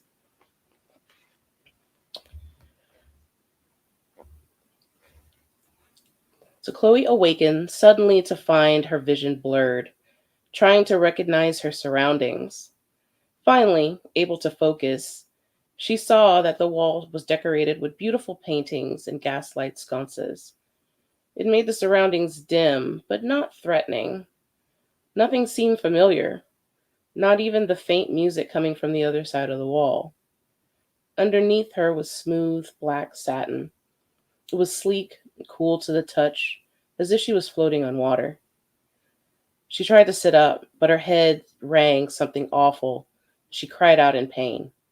It was like someone was trying to drill through her skull. Panting, she laid back her head. The music stopped, and a moment later, Ethan came walking into the room, setting something on the chair by the doorway. She couldn't help but give a big sigh of relief upon seeing him, and what a sight for sore eyes. Though he was only wearing a white button-down shirt and jeans, her boss really knew how to wear them. The jeans rode low on his hips, and that sexy swagger of his threatened to break her attention to the throbbing pain in her head. It was then that she realized that this was the most relaxed she'd ever seen him dressed. Ethan was nothing but formal and religiously uptight. He pushed his glasses up and sat on the bed next to her. "I didn't expect you up so soon. Try not to move too much." He placed his hand on her head, gently feeling her temperature. Because she was half vampire, her temperature ran a lot cooler than a typical human.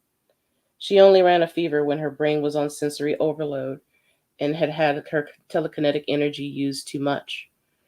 It would turn her brain into pure nerve endings, and a pin drop would feel like an elephant stomping. Ethan's touch, though, was cool and comforting as his hand touched her cheeks. You're still pretty warm. How's your head?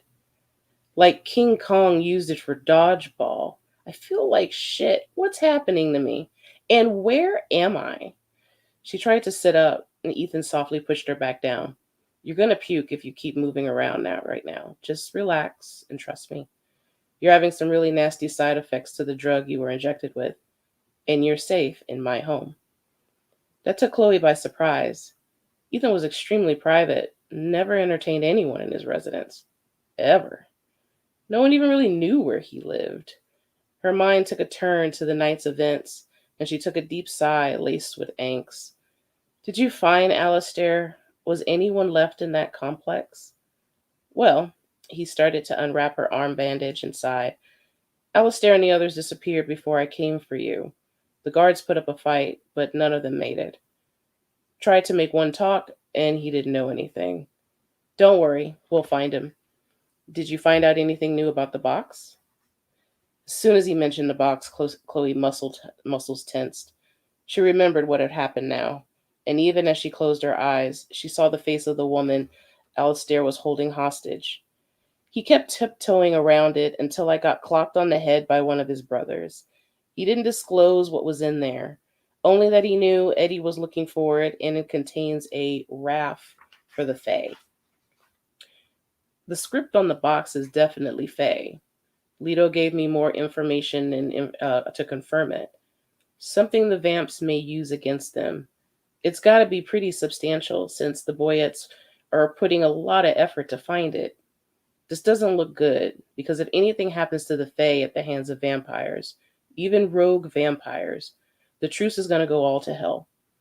Just really sucks that you yet again walk into a situation in which you could have gotten yourself killed. Chloe looked up to see Ethan giving her the earnest stare, and right then she knew what he was itching to do. She put her hands up in protest. Look, I know you really want to lay into me about what's going on my own, and if I hadn't, I wouldn't be in this whole predicament, but I really would appreciate if you would just save it, all right? Just bottle it up, set it on the shelf, and preserve it for when I really screw up and am not dying of a killer migraine, okay? I just don't understand why you continue to do things the hard way, Chloe, he muttered. I gave you orders not to pursue this while I was away. Your compliance is paramount for your work release agreement. I want to trust you, but you're making it hard for me to defend you when you make mistakes like this. Despite her confidence in her actions, a bit of guilt struck her in the side as she heard the disappointment in his voice. She never cared much about anyone's approval of her, but with Ethan it seemed different.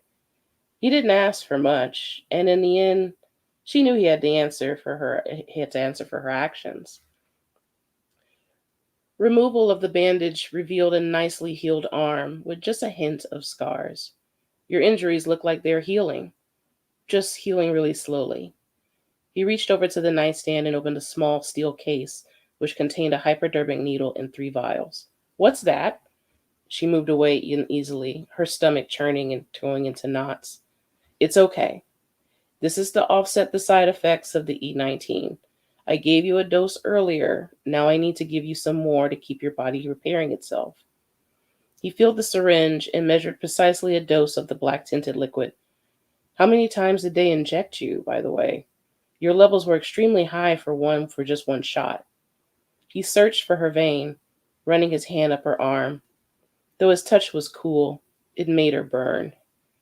She then realized his question and what he was asking.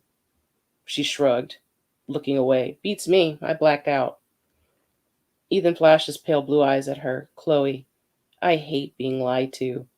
You can come clean, or I could take these away and let you experience the next 24 hours as if your body was on flaming needles. It's your choice. He took a deep breath, waiting. To him, there's no way he would leave her in that kind of pain, but she did have to learn to trust him. And he had a hell of a good poker face. He had to continue.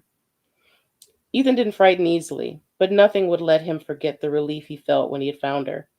He'd read the files of the gang, and there were no playground.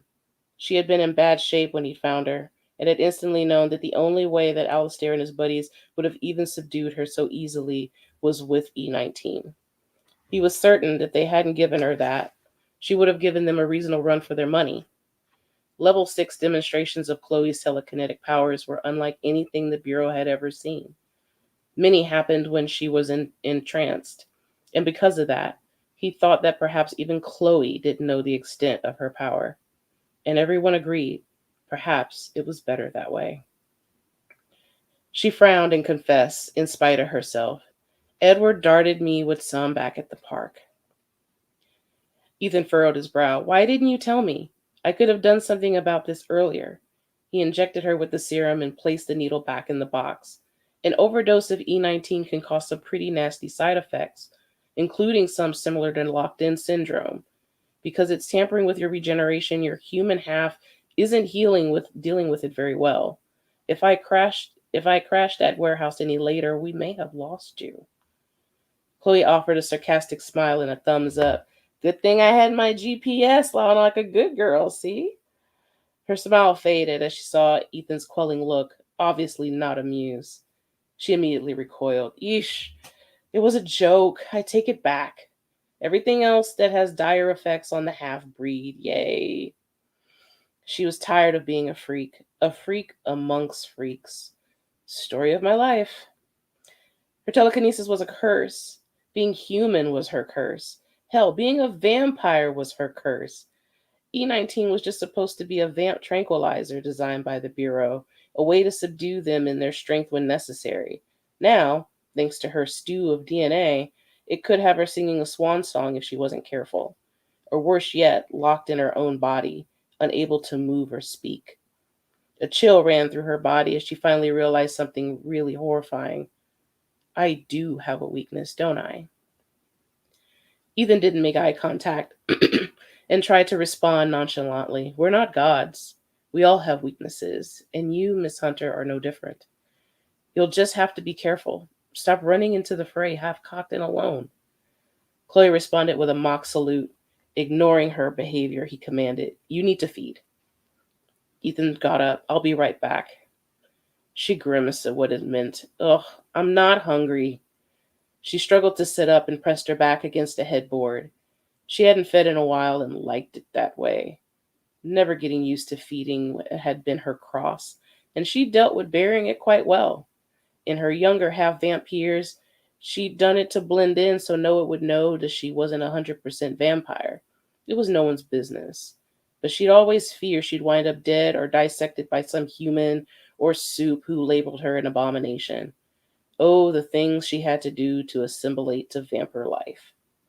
Feed anyway, he said. He walked out of the room. Ethan came back with 2 bags of blood and turned the gas lights up a bit brighter. She could see the flames flicker against his eyes as he came to her side. This mood lighting was having her focus on some very pleasant features of her boss, maybe a bit too much.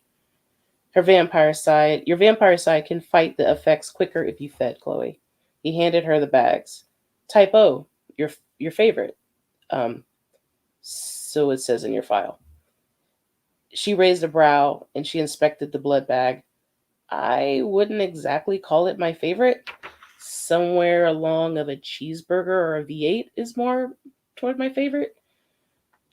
Chloe grunted in protest. So my file didn't mention my fondness for cheeseburgers? Because that's a big miss from the Bureau. Kind of makes me question the accuracy of my dossier. She took a deep breath and exposed her fangs before she bit into the bag, sucking in the blood. Admittedly, the bags were a hell of a lot better than the old days when a vamp had to sink her teeth into any old person off the street. Thanks to the advancement of science, vampires could get their nourishment without hurting anyone. Unfortunately, though, that was not to say there weren't people walking around with holes in them. It was hard to teach an old dog new tricks. It took a moment to get used to the cold, thick texture, but within 2/3 of the bag, she began to feel something like her old self. Her body relaxing and the ache slowly subsiding, she reached for the other bag as Ethan picked up the empty one. He looked at the empty bag and looked back at her. Still prefer a V8? Chloe rolled her eyes, sunk her teeth into the fresh bag, and with a muffled mouth replied, Yep. You could have warmed it, you know. It feels like half-set jello in my mouth when it's cold. He grunted. Fine, I'll warm it in the microwave. He reached to grab the bag from her mouth and she whined, pulling it away. It's cool. I was just saying. She pouted as she drew in the blood, feeling her body change and welcome it like nectar from the gods. She wished she could hate the way the blood made her feel, but in reality, it always was her body's all time pick me up.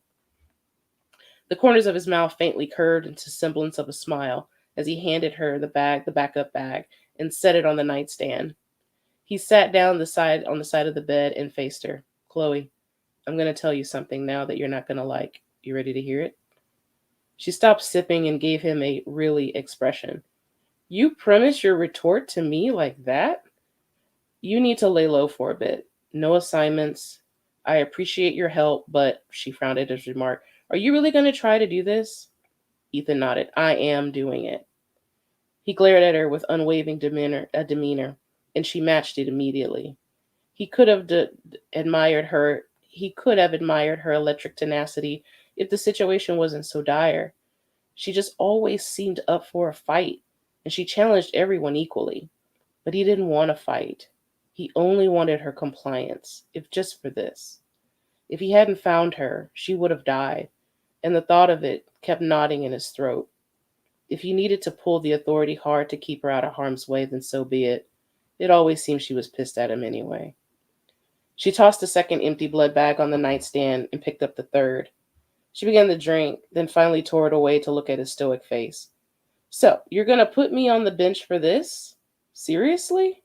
Am I hurting your ego because I'm disobedient? Ethan frowned and stood up abruptly. She's going there? Okay. Oh, come on. This isn't about vanity, Chloe. And trust me, I'm well aware of your habitual insubordination, all right? In fact, all of the Bureau warned me about it. But this investigation is super important with no room for mistakes. They could die, a truce could break, and I can't have you running around doing your own thing, getting yourself killed. Now, I know you're tough, Chloe, but you don't play well with others. It wouldn't kill you to sit this one out. You need to heal anyway. The Boyettes are involved, and you've only read about what they can do, all right? But I lived it. I know how to tear this down, Ethan. I get it. I need to wait for backup. I'll do that, all right? Just please let me help you. After all, isn't that why you chose me? Ethan gave her a perplexed look. What are you talking about? She rolled her eyes and lipped up. Don't play dumb. It doesn't become you. Admit it. You chose me because of my hamp-vamp abilities. A secret weapon, right? Is that how the Bureau sold you on me? She hobbled a bit, but managed to walk past him out of the room into what looked like a living room. He followed her. I was intrigued with your abilities and thought it would be helpful to the team, yes. She whipped her head to face him. So you admit, he grabbed her arm and shook his head. You're not a secret weapon, Chloe. You're a person. His face was stern with the seriousness of the accusation, so stern that Chloe took a step back from him. I don't use people, and I sure as hell don't ride success on one person either. I chose you to give you a chance. Please don't throw that away by sabotaging. Well, I didn't want your pity or the Bureau's pity. I made my bed. I could have slept in it. The blood must have been grade A. She could feel it coursing through her, making her stronger. Sadly, not strong enough that she could wrestle away from Ethan, whose abysmal eyes were soft as they met hers. He had pissed her off, but her anger was being horribly distracted as she observed his lean physique through that white shirt, her body growing hot. Maybe it was his passion in the argument that made her notice, or maybe her libido was going haywire from all the blood in her system. But her mouth was going dry thinking about that little tawny trail that disappeared into his jeans. Chloe, for the love of God, stop staring at his goods. Remember, you're mad. Hate him. He's trying to sideline you. Chloe, I don't pity you. Don't take my kindness as a version of such. And you're right. You made your own choices, and they caught up with you. But that doesn't mean someone can't believe you're more than just your past mistakes. Chloe scoffed. Oh, yeah? Well, who would that be? Mr. Senior Director Hide Nakamura, or the one who was ready to send me to the rogue vamp haven? If there was a such thing, Ethan closed the space between them, so close he felt her body heat radiating off of her, felt her escalated pulse against his hand. It was all he could do not to claim her lips and allow himself the freedom to show her how he felt. Me. She swallowed hard as she saw the sincerity in his eyes and heard the richness in his voice. Standing to his full 6'3" height, he towered over her, a tick in his jaw, as if he was holding something back. His aura was intense, almost tangible to her. His admittance to believing in her was bittersweet in light of the pickle she was in. Would he still feel this way if he knew what really happened tonight? She gently moved from his hole, instantly missing the closeness they shared. Look, I'm not an idiot, Ethan. I know I'm a freak. It's been that way for years. Vampires call me a curse and a traitor. Humans want nothing to do with me. I won't say I'm self hating because it sounds too pathetic, but I'm dangerously uncomfortable with the fact that I'm so different, and the only people who actually applaud my half vamp abilities are the ones who care to exploit them. Can you honestly blame me if I feel very gung ho and nurture my aspirations of being a one vamp army out there? I'm just not used to having someone who has my back. Ethan sighed and looked at her. I have your back, he thought to himself. Her soft, reddish brown eyes betrayed her and showed her humanity. Begrudgingly, he admitted to himself that she had a point. The only reason the Boyettes wanted her was because she was Dampier. The only reason the Bureau had kept her from rotting away in level 6 and not killed like the other rogue vampires that she was captured was because they longed to possess what she was. None of them trusted her, and with very good reason.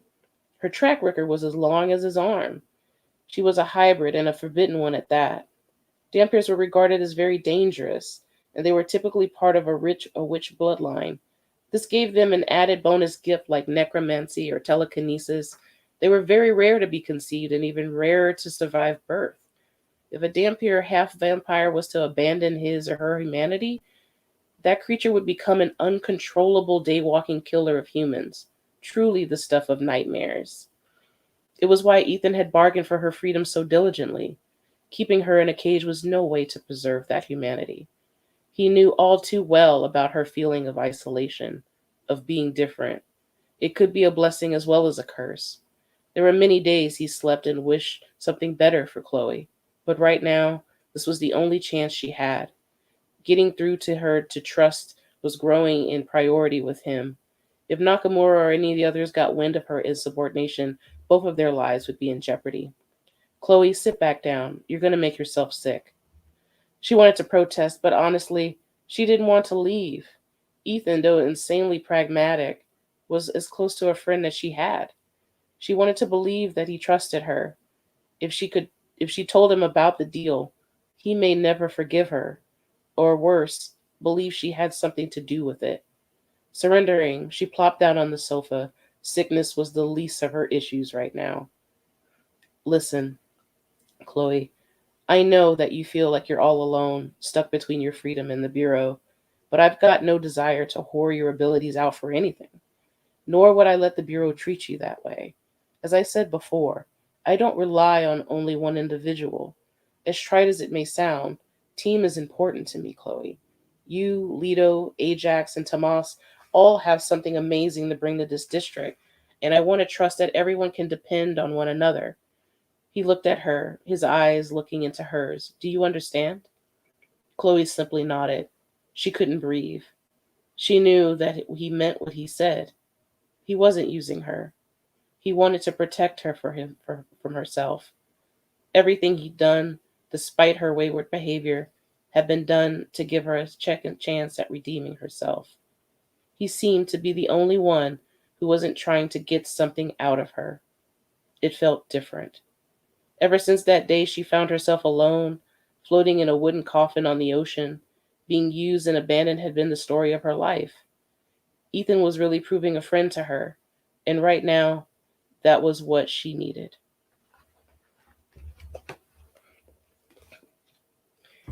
All right. Yay!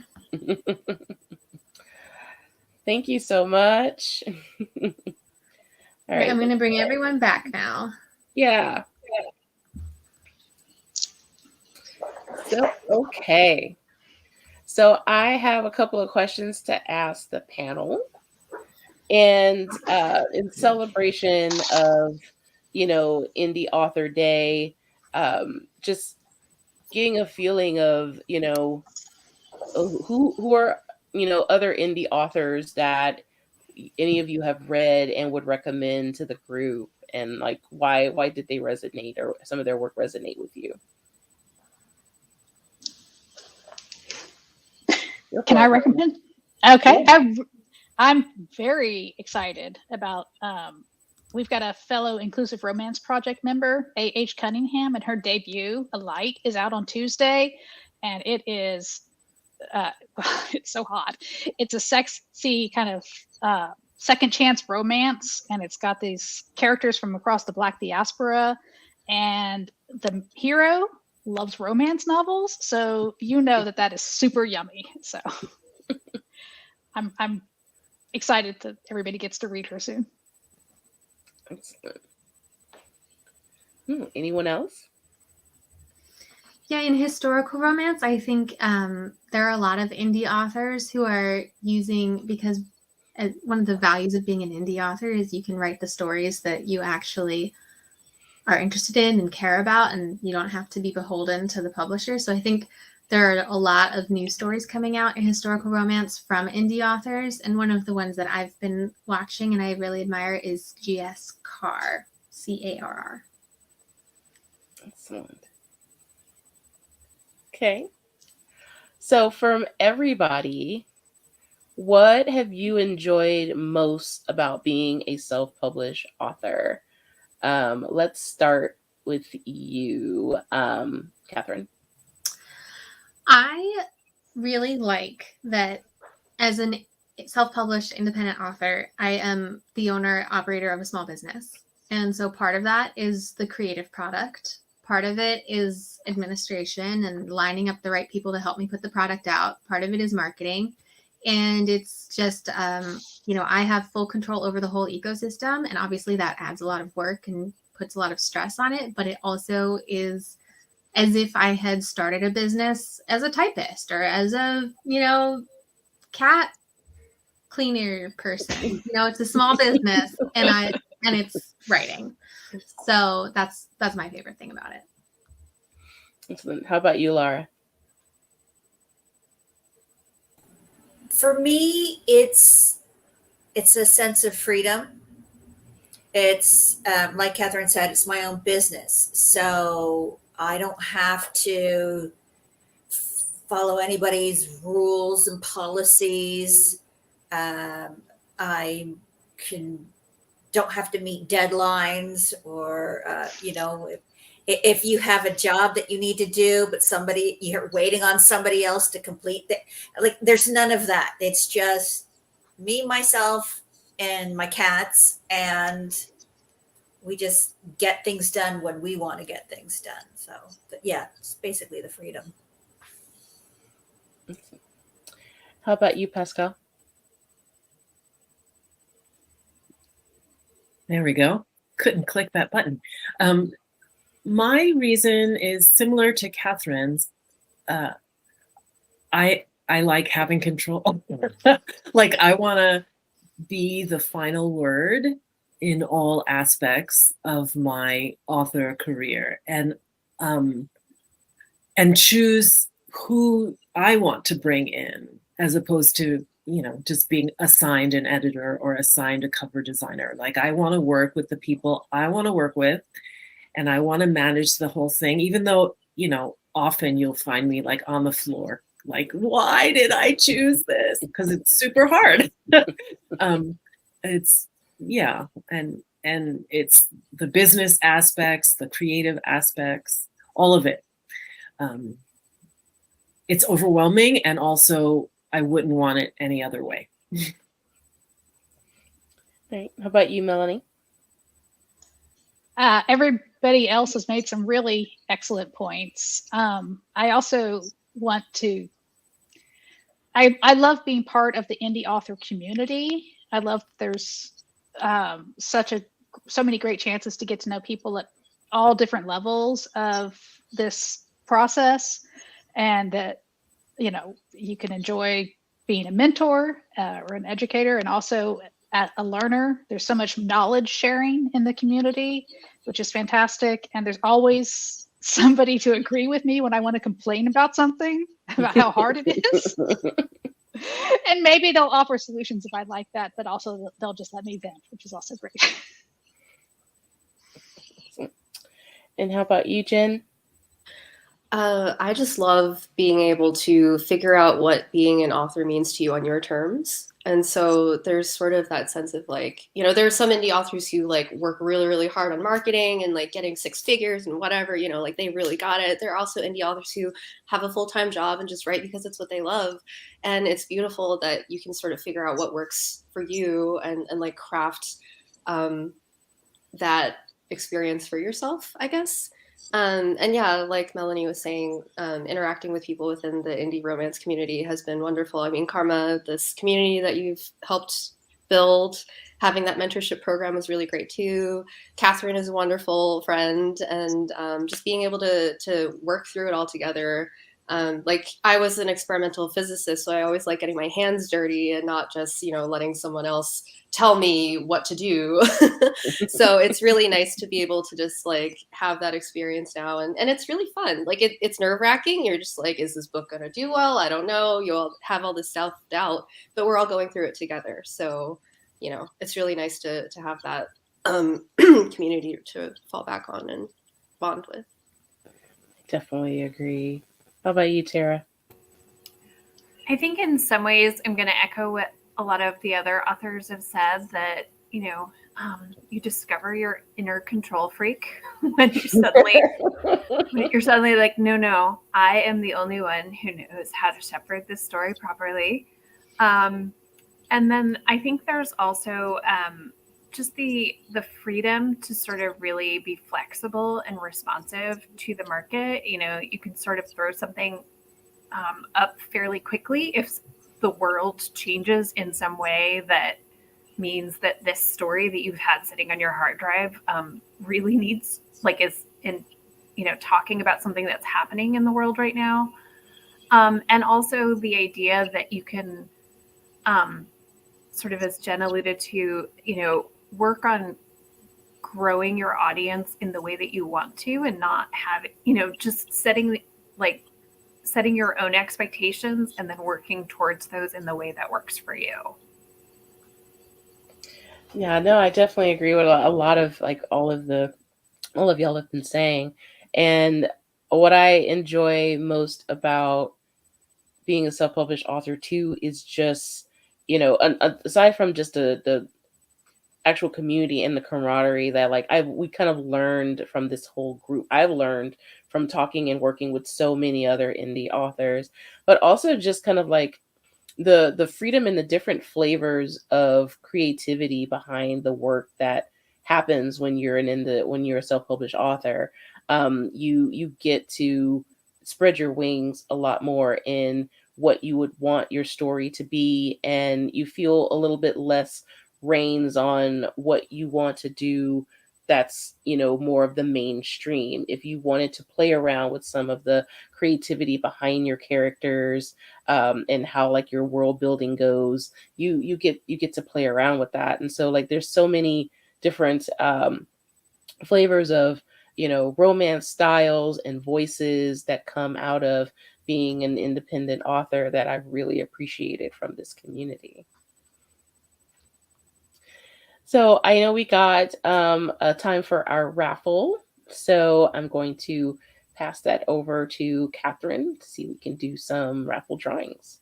Yes. All right. So we have lots of different prizes to give away. So I'm raffling off a signed copy of my first novel, The Ideal Countess. Alternatively, if you have already read it and have a signed copy and you're like, old news, I also have, and I'm willing to give out the ebook of The Viscount Without Virtue, so you can let me know which one you prefer.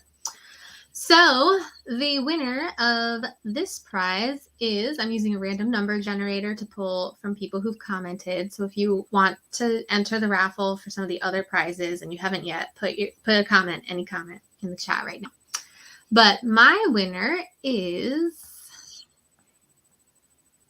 okay, all I know about you is your YouTube handle, which is I like to eat batteries. So you won. That's one of my nieces. Okay, great. I'll figure out which of my nieces. I have a lot of them, but I think I know. So congratulations, the niece who loves to eat batteries. And I should mention again, like we don't have access to your emails. So if you are a winner, please reach out to the author that you won from, because otherwise we won't know how to get in touch with you. So I look forward to learning about what you love about batteries. Jen, do you want to intro what you're giving away? Sure. Yeah, I am giving away a signed copy of Take Me, the book that I read from, or alternatively, if you, like Catherine said, already have that or aren't interested in that, you could also have a promo copy of my audiobook that's coming out, which is of my debut novel, Crushing on You, which is actually book 1 in the whole series. Take Me is book 3, but they're all standalone. So it's one or the other. And if you're international, then it's you have to get the audiobook. I'm not going to ship my book internationally. Sorry. All right. So the winner is 3. Yay. Okay. Mel, you're giving something away, correct?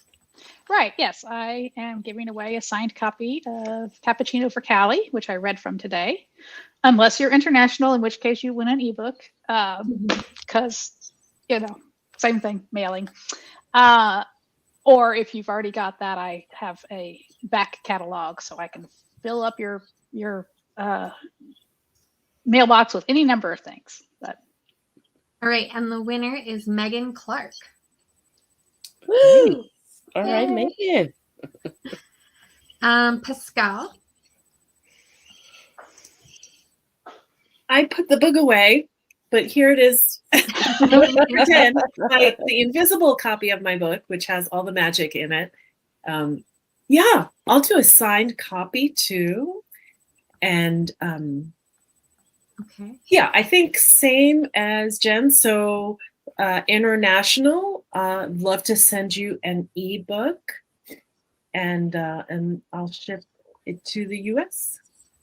All right, and the winner is Tatiana Richardson. Oh, Tati. I know her. She might have already read it. But get in touch. With Romance in Color, which is a great podcast. Yes. Yes. So get in touch. And if you've already read that one, I can send you anything else from the backlist. Awesome. And let's see, Tara. And I'm giving away an e-copy from the vendor of your choice of Repeated Bird, or one of the others if you already had that one. All right, and that is Jennifer Wild. Jennifer. Let's see. My relatives are raking in the dough this time. That's my sister-in-law. Oh, there you go. Laura, do you have something to give away? Yeah, I'm happy to give an ebook copy of Godmother Gone Wild, so you can find out what other zany shenanigans Catherine gets up to. So yeah, just the vendor of your choice. Awesome. That is Alyssa Ortman. Shout out, Alyssa. Okay. And the final winner of Karma's giveaway. So, same thing as like for Melanie, like I'll be giving away a signed copy of Tall, Dark, and Deadly, which I read from today. If you're in the US, if you are international, I will send you an ebook copy of Tall, Dark, and Deadly for you to read. All right. And we have... All right, Jennifer wins that one too. Nice. I got a twofer. So again, if you're a winner, reach out to the author because we don't have your email address. And thank you so much for coming and entering our raffle and listening to our stories. This has been recorded, so if you missed it or you missed a specific segment or you want to go back and re-listen to the whole thing and grab someone's website address, just it's in the same link on YouTube. So just watch it as many times as you'd like. All right. Before we close out, I just want to give a special shout out to Catherine Grant for helping me put this together.